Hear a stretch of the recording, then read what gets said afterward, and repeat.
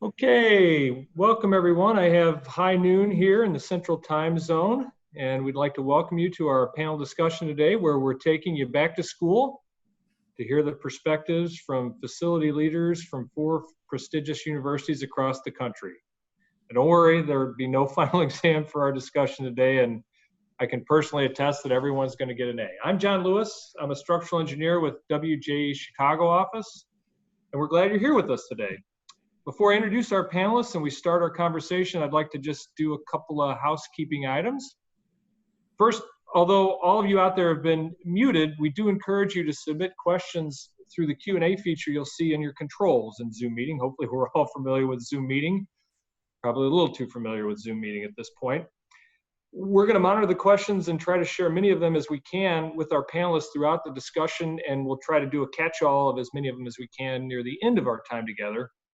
But I should say, with the large number of folks that we have attending today, we likely won't be able to address all the questions, so we'll apologize for that in advance.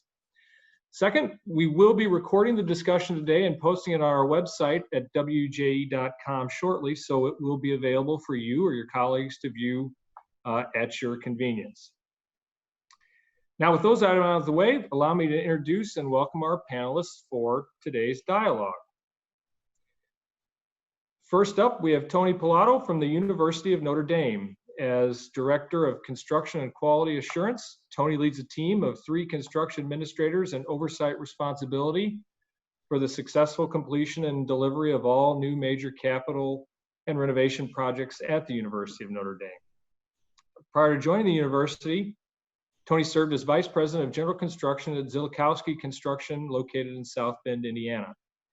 Tony attended Purdue University, majoring in building construction technology, and holds a Bachelor of Science and master's degrees in business administration from Trine University.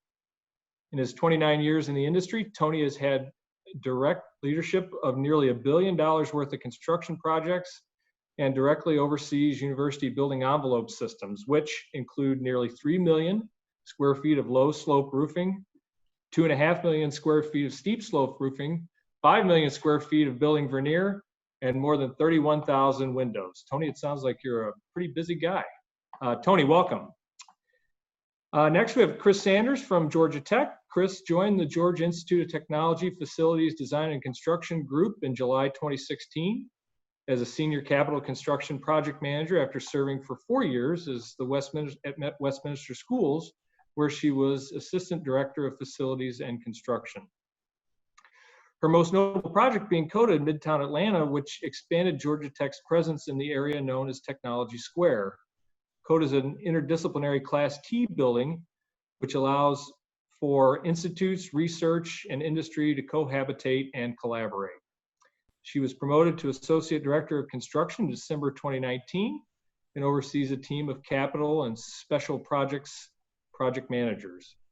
Chris lives in Smyrna, Georgia with her husband, Jason, daughter, Leah, and dog, Guinness. I like the name of that dog. Welcome, Chris. Next, we have Dwyn Taylor II from Virginia Tech. He serves as the Assistant Vice President for Capital Construction at Tech. He joined the university in June 2016 following a 27-year career as an active duty naval officer and 5 subsequent years in the design, build, construction industry. Dwyn graduated with honors from Georgia Tech as a Bachelor of Civil Engineering and holds a Master of Science in Civil Engineering degree with focus on construction engineering project management from the University of Texas. So he has a couple of commonalities with his other panelists here today, we found out. He attended the Executive Management Program at the Fuqua School of Business at Duke and is a registered professional engineer. Welcome, Dwyn. Last, certainly not least, we have Michael Uyeda from the University of Texas at Austin. He's the Associate Director of Office Capital Planning and Construction, which is tasked with managing the planning, design, and construction of major capital projects at the University of Texas at Austin. Michael previously was with the UT System Office of Facilities Planning and Construction, and in private sector managing design projects for universities, semiconductor manufacturing, and biopharmaceutical facilities. Michael's an architect and a graduate of the University of Texas at Austin School of Architecture. So welcome, Michael. On behalf of WJE and our listening guests, thank you all for taking time out of your busy schedules to share your insights with this group of your colleagues and industry partners today. I'm going to try to follow the philosophy of an umpire. A good umpire, people always forget that they were at the game, so I'm going to try to get out of the way and let's just get right into it. The first question, which is kind of meant to set the table a little bit, just take a few moments and tell us about the current situation on your campus in general, and more specifically, what's been going on with your facilities and construction operations over the past few months. Just throw it out there to anybody, whoever wants to go first. I can go ahead and speak to that. So when this situation hit and we were immediately all asked to work remotely and they closed the campus down, we had some decisions to make as to what projects continued and what projects needed to hold. The majority of those questions what we were looking at was, is a project in design currently, or is it in construction already, or is it about to go into construction in the next month? And what is the financial impact to pausing on those projects? We're tied to the Board of Regents, and so if the project is Board of Regents approved and funded, we were to proceed with those such projects. We basically looked at our projects and decided that anything that was 500,000 or above that had not started construction would go on a critical path sheet, and we would reevaluate on a monthly basis if we were going to pick that project back up. If a project was in design, it could continue in design. If a project was already under construction, it would continue and proceed. I think one of the biggest things that we did was really to try to share with our general contractors our processes and what information our Georgia Tech COVID-19 task force was relaying to us and guidance from the USG. And we shared that information with the general contractors and then asked them to share their protocols with us, and also to report if there were any incidences where somebody was working on site and they were identified as having COVID. So we have a track record of saved incidences, and have taken precautions and steps to thoroughly clean and sanitize job sites and buildings whenever there is an incident that is reported. And so that's, we've been managing through it. Construction is considered essential in Georgia.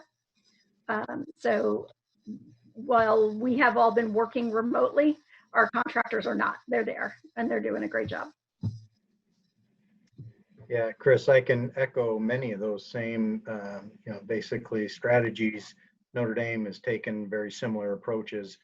The only difference is at the beginning of March, when this all came about, there was fear. There was a lot of fear of what is going to happen, what is going to be the financial ramifications. That I don't think it's any secret. Notre Dame reimbursed all of its housing to its students after sending everybody home in March, which was more than $22 million. And of course, we lost all other revenue from any sports, athletics, auxiliary services, food sales.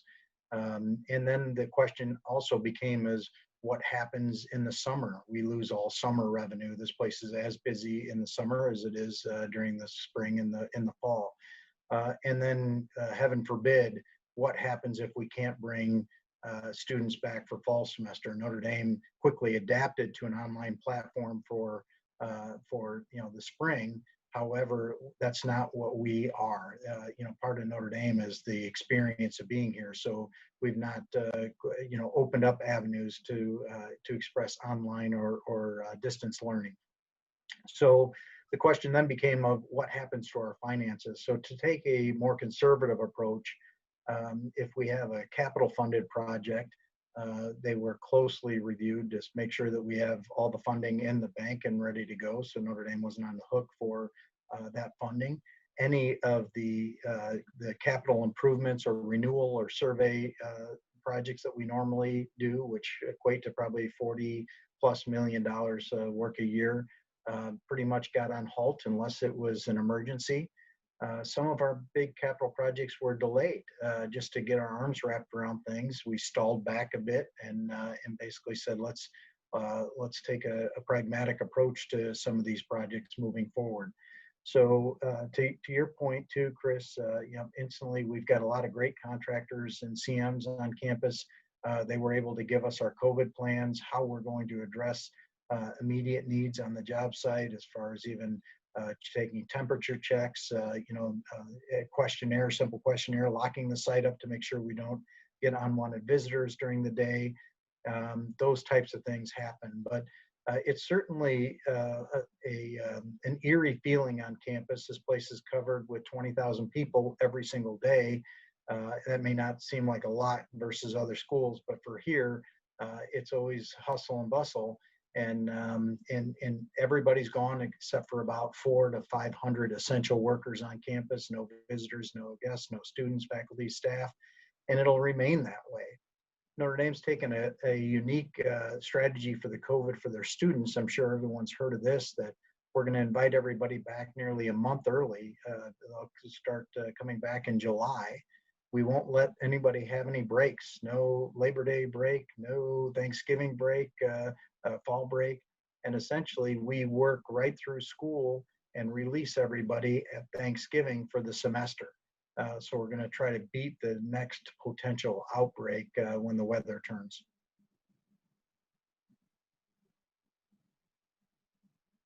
So Virginia Tech is taking a slightly different approach with regard to how we're going to approach the fall semester. But before I get into that, I'll follow my colleague's path here and just kind of recapture what we did at the start of the pandemic. Ironically, Virginia Tech was on spring break when the governor of Virginia made the decision to essentially close the state down. And so our reaction was to extend the 1-week spring break by a second week. And then at the conclusion of that 2-week time, we went to a full online format. So that gave a 2-week time frame for our IT folks as well as our academics to be able to pull everything to an online setup. We subsequently canceled most of the summer programs, and then only just recently announced last week our plan for the fall, which is to start on time, which is essentially the 3rd week of August, and to continue full-time with full-time presence on the campus up through Thanksgiving. And then from Thanksgiving through to the end of the semester, which will be in the mid-December timeframe, we'll transition back to a fully online format. Some of the challenges that we're looking at, which we'll talk to later on in this panel, I'm sure, is how we'll actually handle that face-to-face interaction, ensuring that social distancing and things like that take place. With regard to our construction program, I'll start first by saying in the state of Virginia, capital construction is defined as that which is $3 million or greater, or increases footprint under roof by more than 5,000 square feet. So I'll focus most of my discussion today on the capital program as opposed to non-capital. With regard to capital, just like Georgia, Virginia assumed that construction is an essential function. And so we use this opportunity to go full steam ahead. Our projects are essentially debt serviced, either as approved by our Board of Visitors, or if they're funded by, in part or in whole by the state, they're not funded through operating. Our non-capital projects are funded through operating, so it's a different animal. But our capital construction program, which is a portfolio of just over $1 billion for the entire set of products that we're managing right now, from cradle to grave. We continued full speed ahead with everything in design and continued with everything under construction, recognizing that our contract partners needed to make sure that they were complying with state regulations and guidance with regard to safing their sites, making sure that they had all the appropriate social distancing in place where they could, mask and other PPE where they couldn't, and making sure that they were keeping us abreast of any known cases in which what response they would put in place through sanitation of spaces, sites, and the like. So at the University of Texas at Austin, we followed pretty much everything that everybody said before. In March, we shut down the entire campus, sent the students home by the end of March, closed the housing facilities, and shut down all of the sports and other activities. So like Anthony says, our campus, which normally has maybe 40 to 50,000 students on it, is pretty empty except for a bunch of facilities folks. And the facilities guys actually stayed on board for the most part because there was ongoing work. A campus that size, our size, it's got a lot of deferred maintenance that we really need to keep up with. So most of the facilities folks are trying to keep the buildings running and keep them getting maintained and doing some maintenance on them. But when we shut down the campus is now trying to figure out how to fund a lot of other things, maintenance, long-term maintenance, and short-term maintenance, and then also for some of the capital projects. So the way the capital projects work here is very similar to everybody else's. We have a set of projects that are capital projects would be considered anything 10 million or larger at our system. And so we had a bunch of projects that were smaller, and most of those, if they were inside of a building, they got shut down temporarily. Any of the capital projects that were in process, either design or in construction, they continued and became critical, considered critical projects. So they stayed online. So we've had really great access to our projects, by the way, because the campus is empty. So it allows us to stay on schedule with most of our projects. But the hardest part is, and we'll talk about it a little bit more, is the impact to the private sector suppliers and contractors that we work with. They're running into situations where commodities and some materials and equipment, especially furniture and casework and equipment that comes from the north, is starting to become difficult to get on time because a number of those facilities are shut down, especially the furniture suppliers. So and casework suppliers. So we're trying to manage all of those impacts to our overall construction schedules.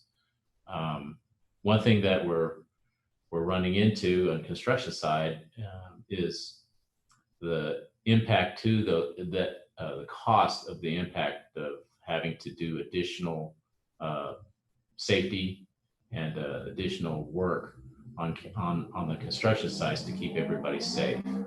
And you have to have check-in stations. You have to have more staff to man those stations as the projects are moving forward.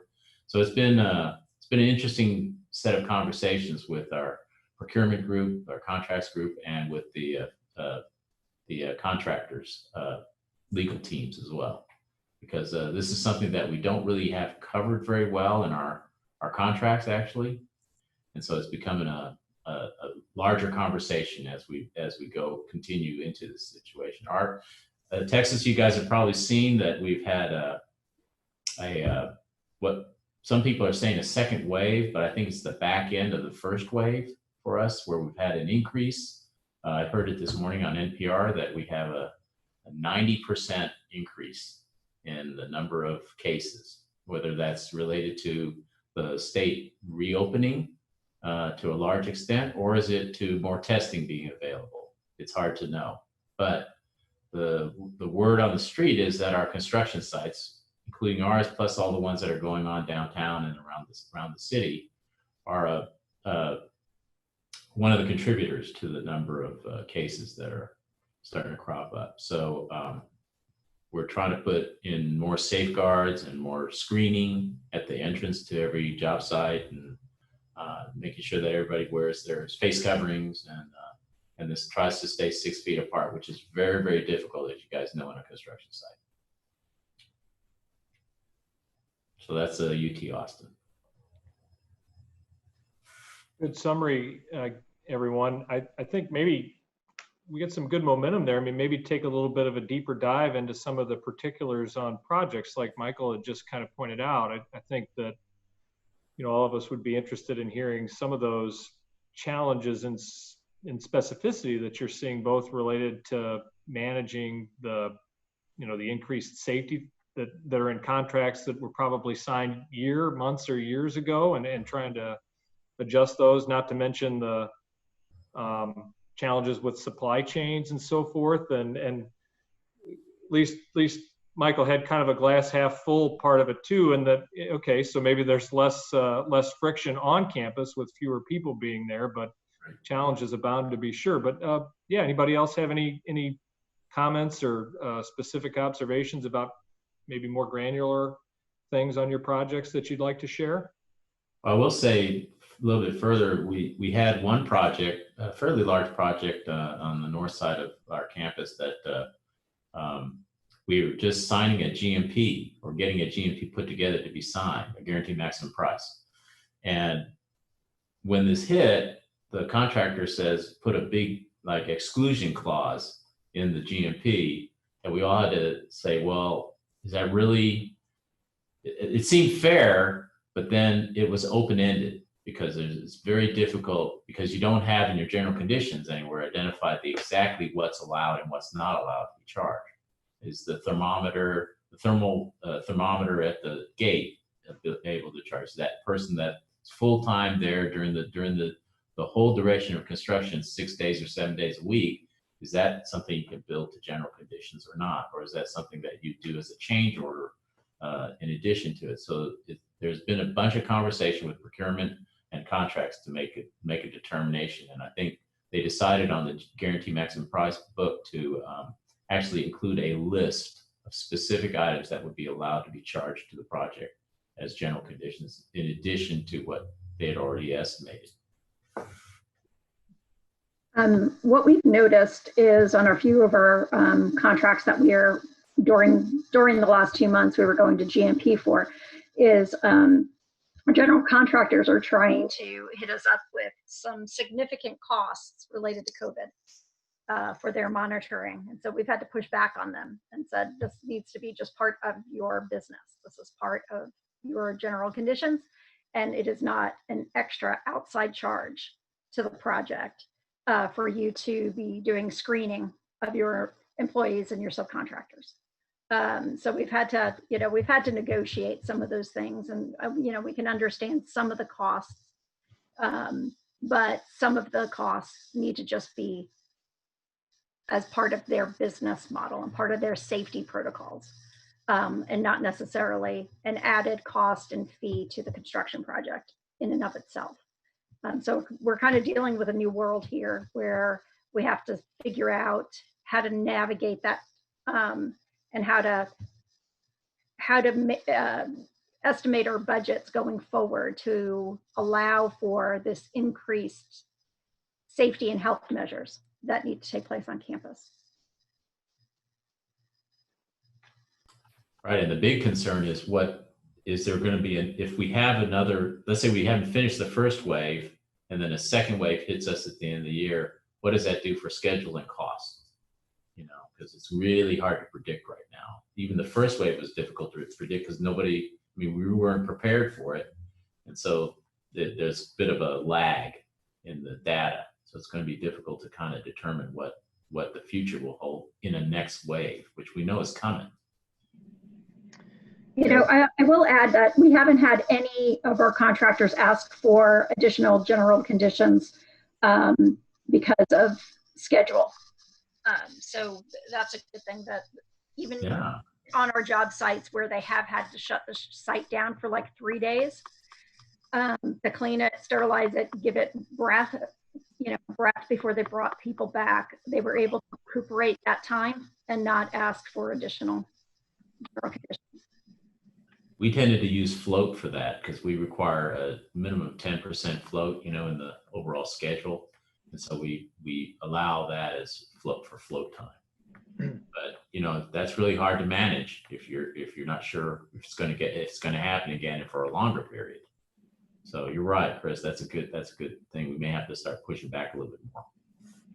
Michael, I almost forgot what float time was. I haven't had any in a really long time on any of our projects, but it was concerning for us because we are building a new residence hall right now, to be occupied in August, and the schedule took us all the way up to basically the end of June to finish without commissioning or testing and balancing our final punch list items. So we're already cutting it close.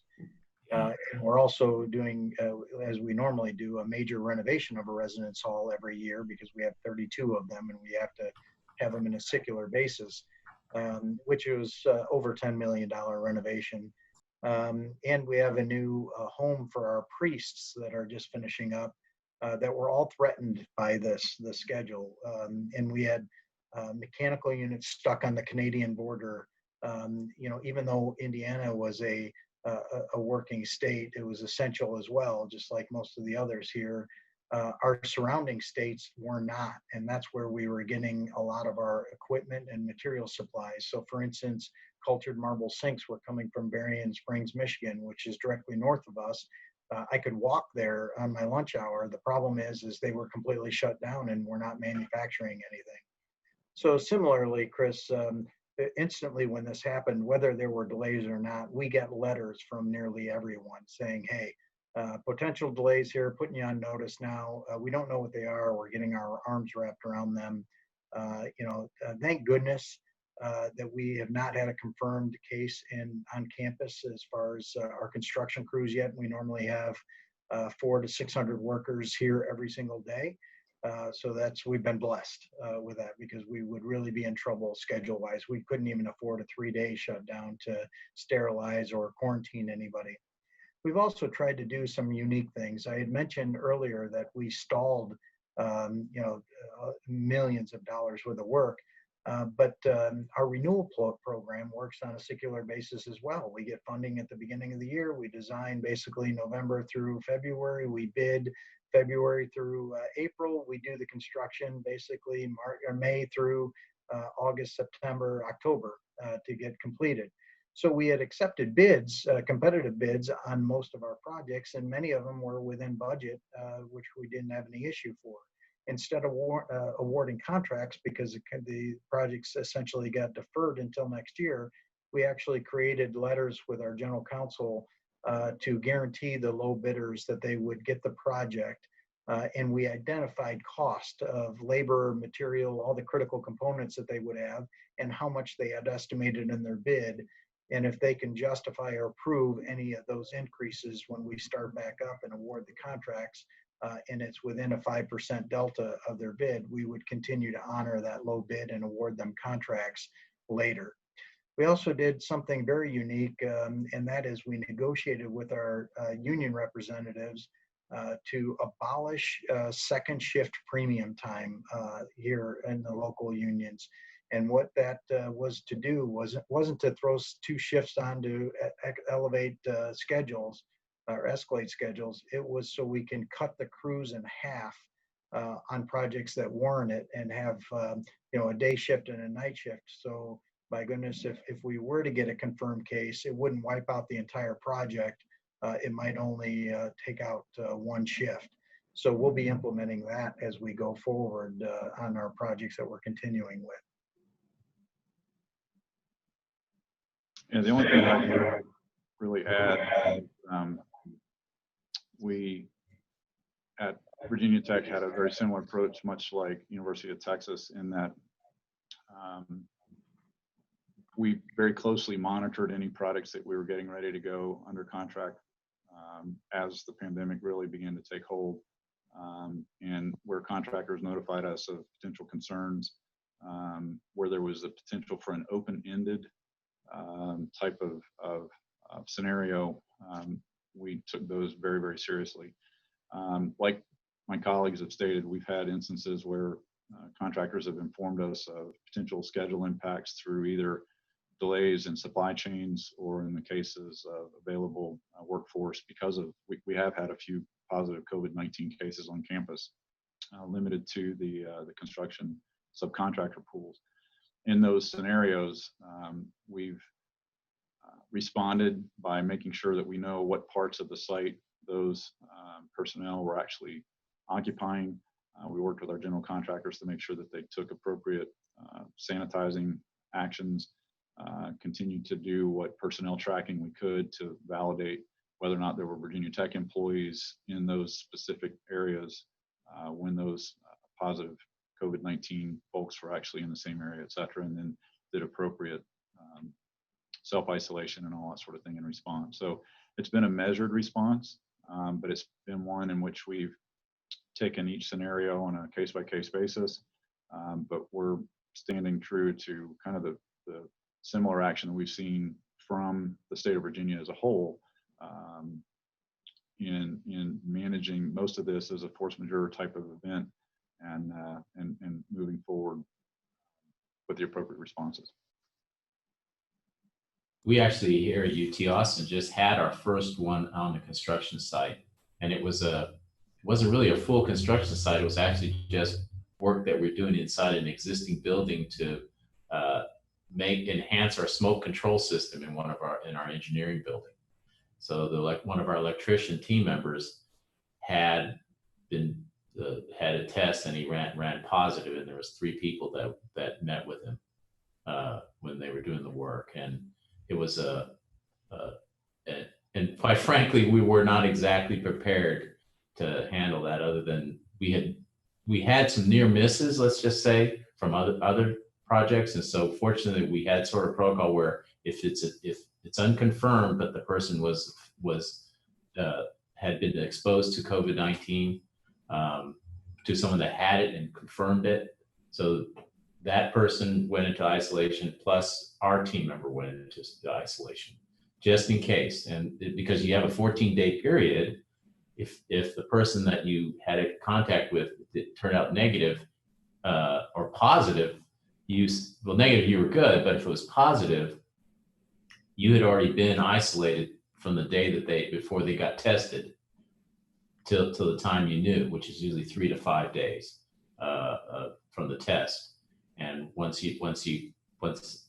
it's still positive, you get to count the 5 days or 4 days that you were out as part of the 14. So it helps our guys get back on the site sooner.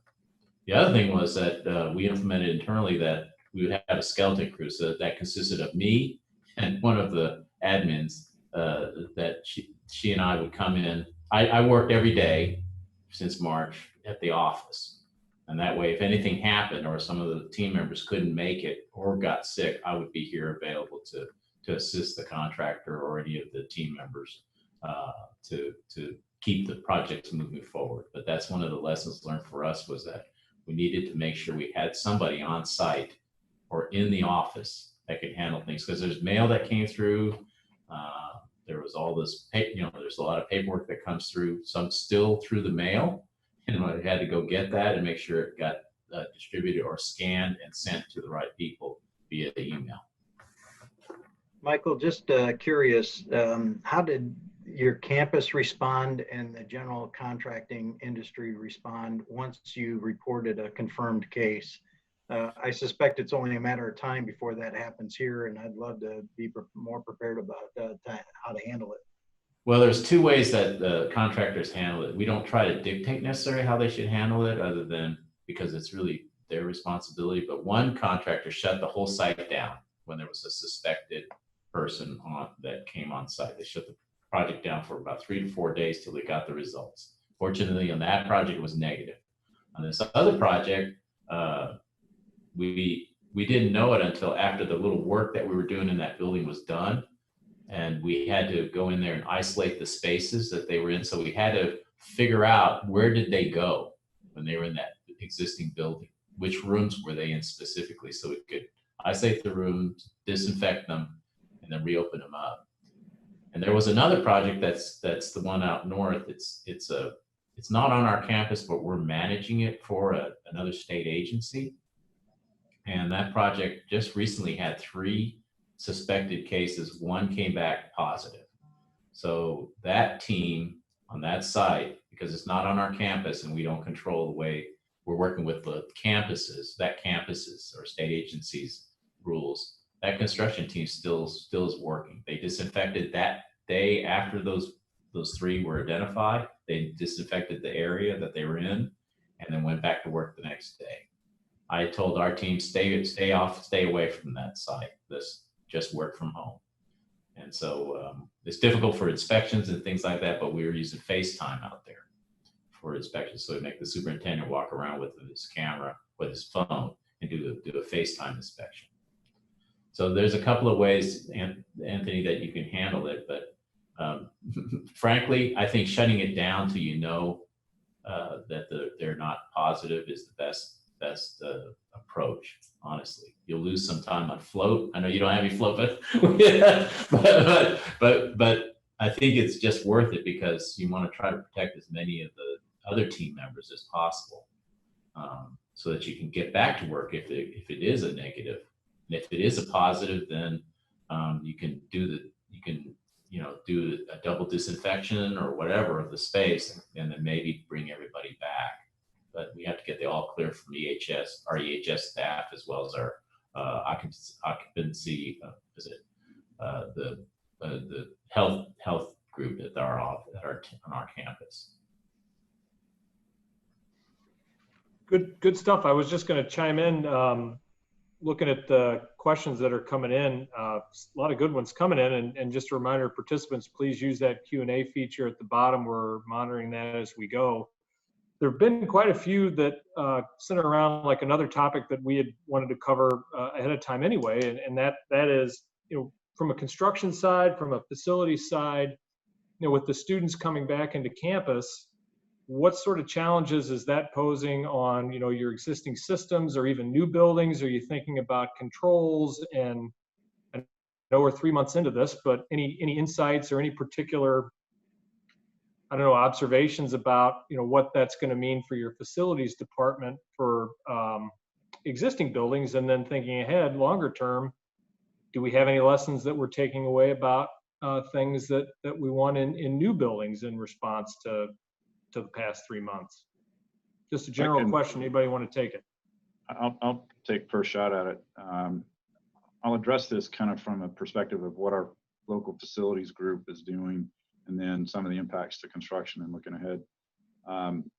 Some of the things that we've done internal to the facilities department is shift to a split shift type of approach, or pivot to a split shift type of approach to manning, so that we can increase the time of day that we're covering, but decrease the number of people that are concentrated on the campus providing facility services.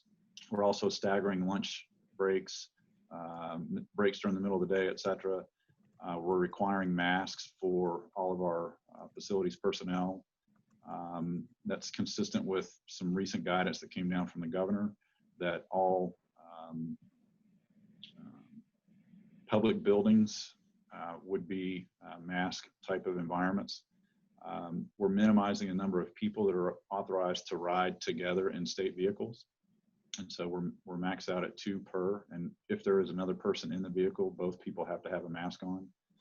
We are putting hand sanitizers in all of our buildings. In fact, we've taken delivery of over 2,300 hand sanitizing stations that we're installing in our buildings over the course of the summer, so they'll be ready for the fall.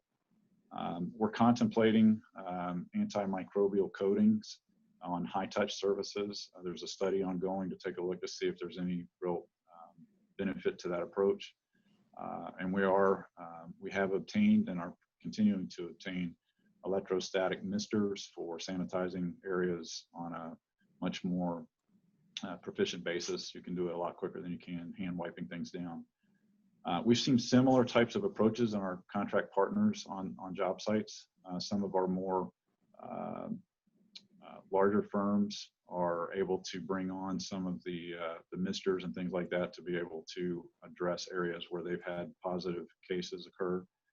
Most all of our contractors and their subs are wearing masks, PPE, and things like that.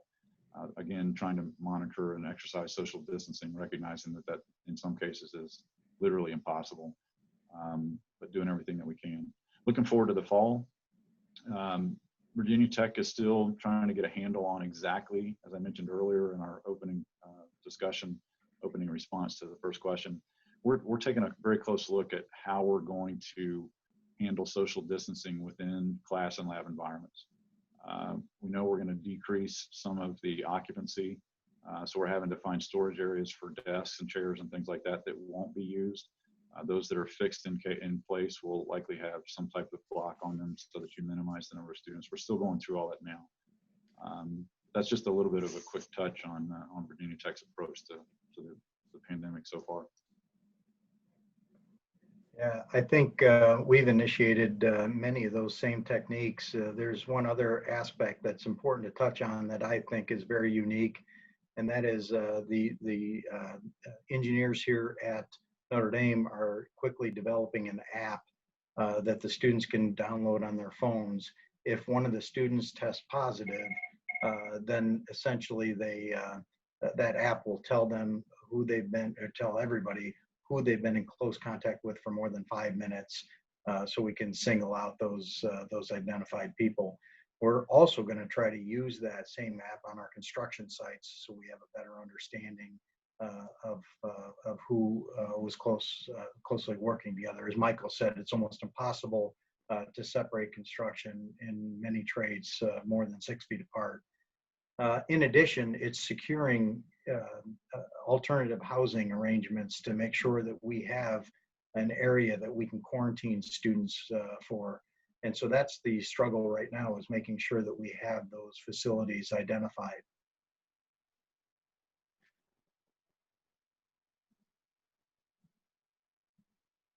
I'd like to add, one of the things that we've done at Tech in preparation for students coming back, and also gearing our facilities to be back full force. So our facilities maintenance crews are back on campus and they're back at 100%. But our design and construction and accounting staff are going to be following a 50-50 plan. So only 50% of us will be in the office at one time. So it's going to be a Tuesday, a Monday, Wednesday, Tuesday, Thursday type scenario. Once we actually are given permission to come back to campus, which right now we're looking at probably not until mid or end of August for staff. But one of the things we have gone through and we've done already is lots and lots of signage. So we have lots of signage and floor decals in various different positions. So when our facilities crews go in to check in on Kronos and log their time that they're, log in and log out, they will wait in line on those specific dots on the floor where we've indicated for them to be able to maintain their social distancing. We've also implemented or in the process of implementing sensors that tell you how many people are in restrooms. Because restrooms are going to be, is one of those spaces, they're confined spaces. A lot of our older buildings have small restrooms with maybe only 2 stalls in them.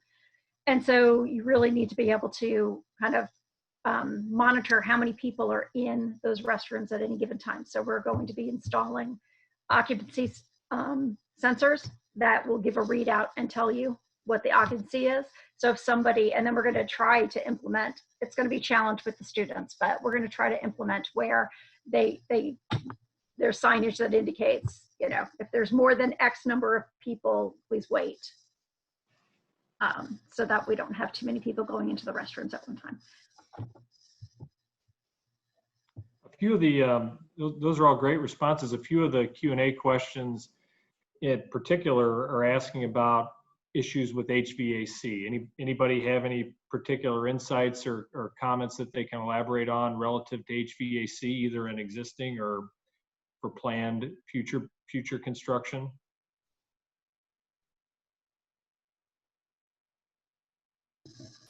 I had a conversation with one of our commissioning agents about 2 weeks ago about that. And it was interesting because I thought that he was going to be able to give me some insight and say, I think that, you can increase your cycles and increase outside air intake.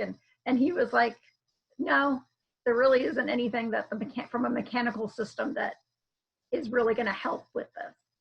And I thought that was kind of interesting. I thought that he would have had some more insight there. So I'm hoping that some of the other facility managers here have some insight that they've heard from engineers.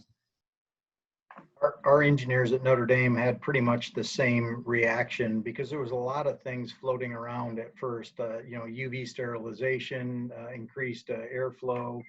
There was a lot of investigation into all of that. I think Notre Dame settled on, and I'm not a mechanical engineer, so I don't know for sure, but a specific MERV rating on our filters, and that's basically where we're going to draw the line on ventilation systems. Yeah, Virginia Tech, like most universities, has a pretty wide range in age of buildings. Some of our buildings are quite old, and we've got some obviously that are much newer. What we've tried to do is adopt design standards over the years that really try to gear towards the long-term plans for the university, which requires, we minimize where possible. Things like return air plenums. We always try to have dedicated return air ducting in our buildings. We try to maximize the use of outside air. We have a pretty robust remote monitoring system, and so through that we're able to remotely manage and monitor outside air intake. One of the things that I've seen really get a foothold over the course of the past 3 or 4 months in designs is a more focused effort on trying to ensure fully operable windows get incorporated into a lot of our buildings. Virginia Tech, because of its physical location in the state and proximity to the mountains, a lot of our older buildings do not have HVAC, or they don't have air conditioning rather, and so they have had operable windows for many, many years. And then as we advanced the state of the university and some of the buildings began to come online that didn't have operable windows, we're now relooking at replacement of those through either renovation programs or otherwise, and being a lot more willing to incorporate operable windows in the buildings that are in design now. There's an expense associated with that. A fixed window is a lot less expensive than an operable window, and so we're trying to balance that versus the budgetary needs of the projects. But each one is unique, and so we have to go through and handle them that way. But that's just a little bit of an insight on how we're doing things in Blacksburg. We're at University of Texas Austin. We're pretty much doing everything that everybody else is talking about here too. But we did discuss a lot of increasing the number of air changes, in the buildings. But that of course increases operating costs. So it's a little bit of a balancing act. And so I think we're focusing more. It seems like we're focusing more on trying to really push the idea of everybody wears face masks inside the building. Outside the building is really highly recommended. We can't really mandate it yet, but we're probably going to go to that where you're walking on campus, you have to have a face mask or face protection on, and then also have really good enhanced sort of maintenance and cleaning and custodial work going on in the building. So we have a really great custodial staff here on campus. They seem to be cleaning the buildings almost every day. And so since I've been here all by myself for the most part, I see them come through pretty regularly on a daily basis. So that's probably for us, the best sort of prevention measures that we can do, I think, at this time until, and then really push our researchers in the state and elsewhere to get us a vaccine for this as quickly as possible. So, but those some of the stuff that you were talking about, Chris, is great ideas, because I don't know that we're actually at that point where you are. So you're probably a generation ahead of us on what you guys are doing as far as signage and everything like that. We have signage going up, but I don't think it's to the level that you're talking about. It's only, our signage seems to be right now after an incident it actually occurs. We had an outbreak actually in our custodial staff, which was pretty serious because they're all over several buildings. And that was I think we've got it contained, but boy, it went from one person to about 11, just overnight. It was really, really, really rapid. So I think we've got it contained, and the buildings that everybody was in, we did the disinfection and everything like that. But it was pretty serious, and like I said, very quick. So this is still a very contagious virus. we've got about, we've got about 10 more minutes before the top of the hour. One question I wanted to throw out there, in our audience, there are many of your peers listening in today, but, quite a few of your industry partners, which we've touched on kind of throughout here and there. Any particular suggestions, things that, contractors, engineers, architects that you partner with on these projects that you'd like us to know that we can do to help better support your mission kind of during these challenging times? I would like to take first crack at that, particularly for products in design. What's typically been our protocol in handling design efforts is once we bring an A&E on board, regardless of whether it's a CM at risk project or design bid build or otherwise, we bring the A&E on board and have an initial design kickoff meeting, which would typically be on campus, and then schedule recurring meetings where the A&E would come back with their subconsultants and report on what they had done, re-engage with the end users, continue the development of the design and advance through the various stages. And where our A&E industry has been really responsive is being able to take those to an online format and being able to do it remotely. We have not had a face-to-face meeting with any of our A&E firms, really since this whole pandemic kicked off. But I'm really happy to report that the productivity has been maintained and quite honestly, in some cases accelerated, principally because everyone on staff here at Virginia Tech has for the most part adapted to this online format. And many of our project managers for construction are operating remotely and coming in to job sites on an as needed basis. But in our end users, faculty, staff, et cetera, are operating remotely. And as we've all experienced, that results in 8 to 10 hours a day of staring at your computer screen and Zoom meetings. But you can be pretty proficient with regard to bringing a lot of people together to get collaboration and then ultimately consensus on decisions. And so I really want to put a hand out to our A&Es and the industry as a whole for being able to pivot that way. On the construction side, the actual construction contractors, again, as we've talked a little bit earlier, and as Michael was saying, we've been able to really accelerate construction in some cases because of the ability to get to parts of the campus with little to no impact to ongoing campus operations and things like that. And I think that's probably consistent among all of the colleagues here. And our contractors have again been very responsive in stepping up and keeping us abreast of where they have had positive COVID-19 cases and what their response has been and all that stuff. So we try very hard to adopt a contract partnership type of a mentality. And that partnership, I think, has really paid some dividends throughout this pandemic.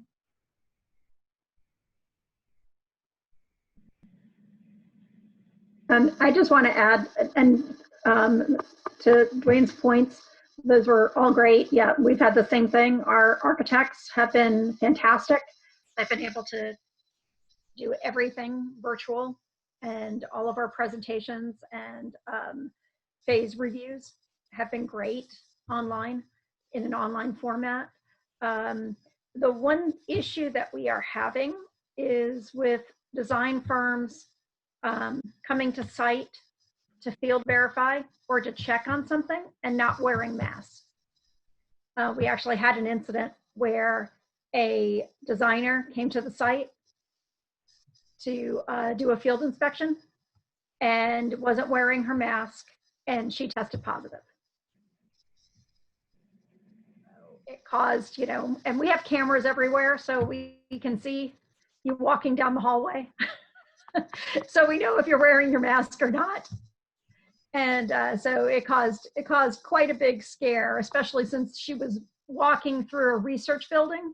And we, even though we're at a very reduced capacity, we still do have research going on, and we still have researchers on site in the buildings.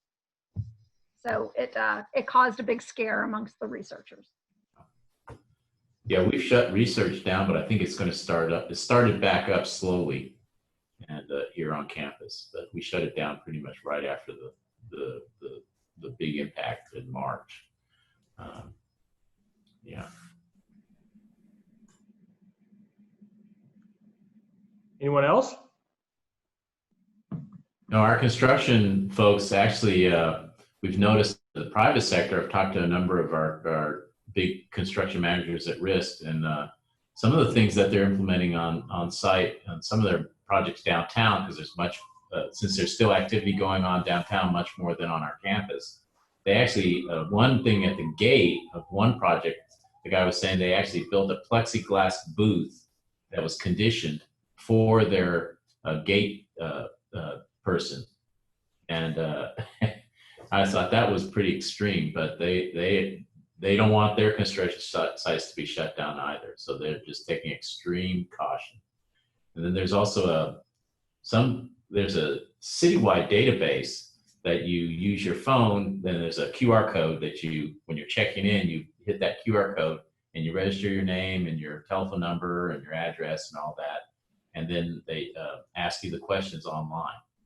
So it's pretty cool. And then that information gets fed to the contractor as well as to wherever the city database is for everybody. So that's a pretty cool system. So a number of our projects have the contractors have implemented on their site. So it's pretty sophisticated. Very neat.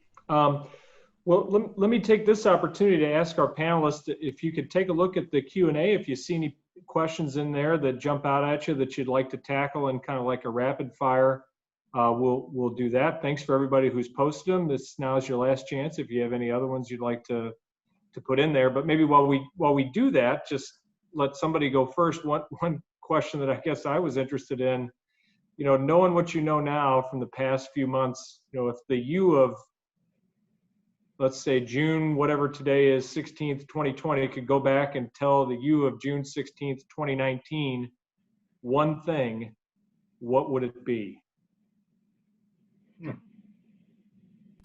Get good at Zoom.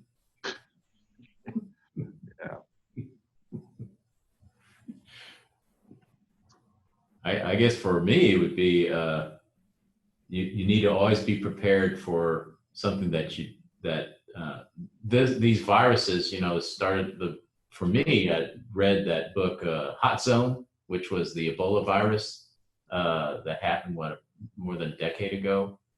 And so these viruses are starting to become more prevalent and more dangerous.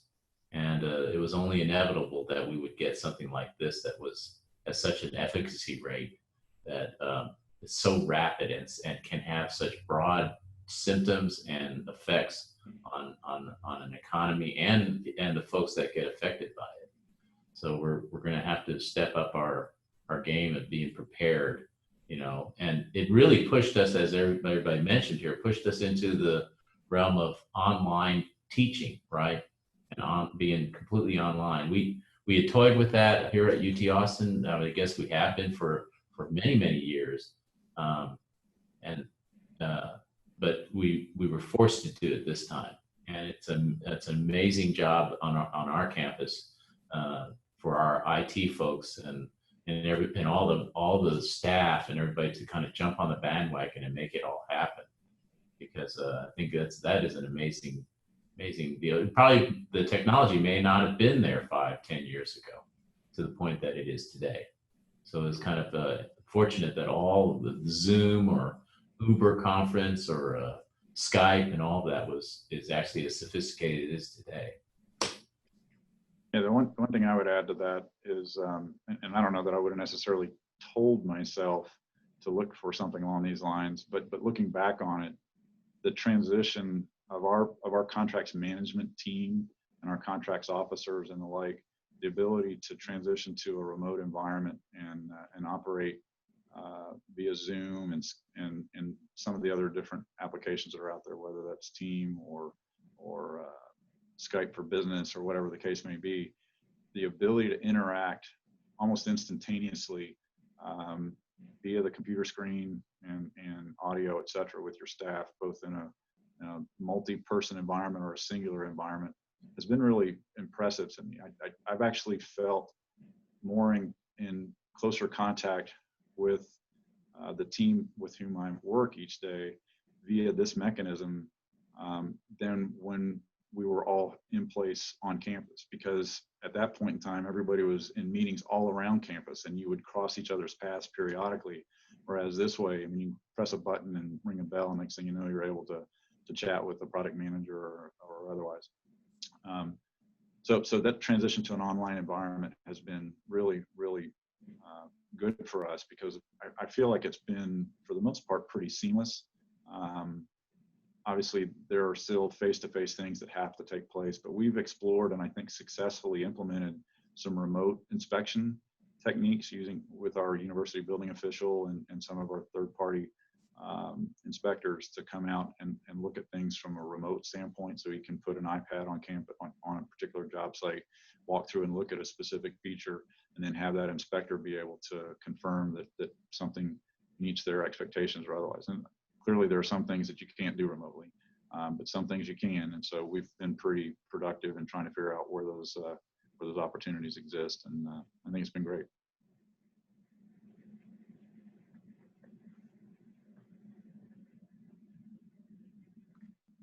Panelists, any questions that you see in the chat or in the Q&A that you want to tackle? We can take a couple minutes past the top of the hour here, and we've hit a few of them, but try a few more. There's a question about are any of you putting a testing lab in place to get quicker results and also get the current on-campus employees tested as well as incoming students? So we don't have a mandate for people to get tested. They do have to. We have a checklist that is to certify your health and are requiring everybody to take their temperature before reporting to work for those that actually are reporting to work on campus. So there's a checklist that they have to check off each morning before they report in. But Georgia Tech teamed with CVS and the state of Georgia and is a location for the rapid test. So you go online on CVS's app and you fill out the information, and it will tell you if you meet the requirements to come in and get a rapid test. And we basically took a whole parking garage and segmented it off with cones and nurse practitioners. And so there's like, I think there's 5 different lanes and that you can go through. And within 30 minutes, you'll have your test results.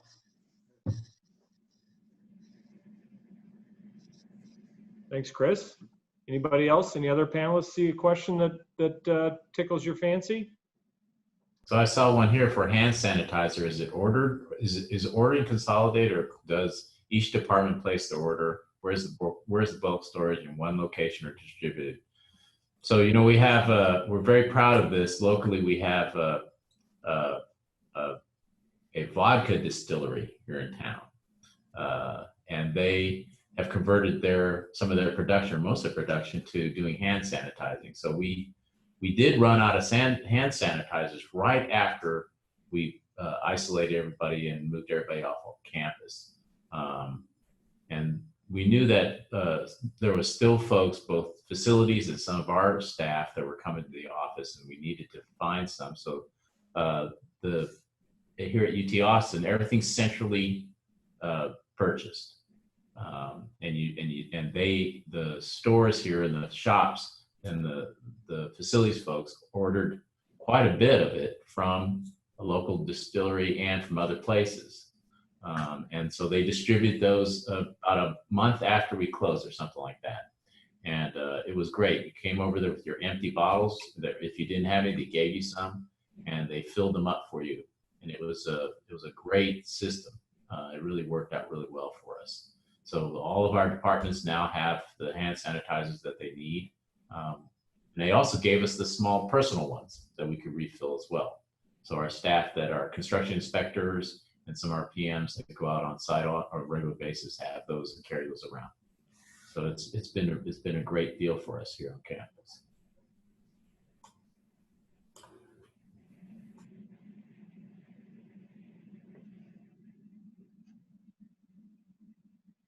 Okay. Any other questions, jump out as one to be tackled? Anybody want to make any predictions about the fall football season? I'll just be happy if there is a fall football season. Right, yeah. Players and coaches are back here practicing at Notre Dame, but I don't think there's been definitive answer on how the season is going to progress yet. Yeah, same here at UT Austin. We're going to have folks come back in July. Some of the staff's already here, but we're not exactly sure. It's not definitive that we're going to play football, but our intention is to play football, but it hasn't been confirmed. It's just like all the days and seasons and months run together, right? I mean, we're going to be having hockey in July and August, baseball after Thanksgiving potentially. I mean, who knows? Football might be in the spring. Football might be a spring sport in 2021. We'll have to see. Right. Well, hey, we are a little bit past time, so I'll take this opportunity to close it up. On behalf of WJE, thank you all so much for joining us today. What a great discussion. I know we all really learned a lot from your insights and what's going on your campus. We really appreciate you sharing those. On behalf of everybody listening in, I think I can speak for all of us, and hey, we know you guys have a lot out in front of you. We know it's tough, and we wish you just the best and hope that you have a safe, back to normal-ish return to the fall semester. And again, can't thank you enough for joining us today. Thanks everybody out there who dialed in as well. Sorry we didn't get to all the questions, but I think we had an informative discussion, and wish everybody a great day. Thanks for joining us for this, and take care. Thank you.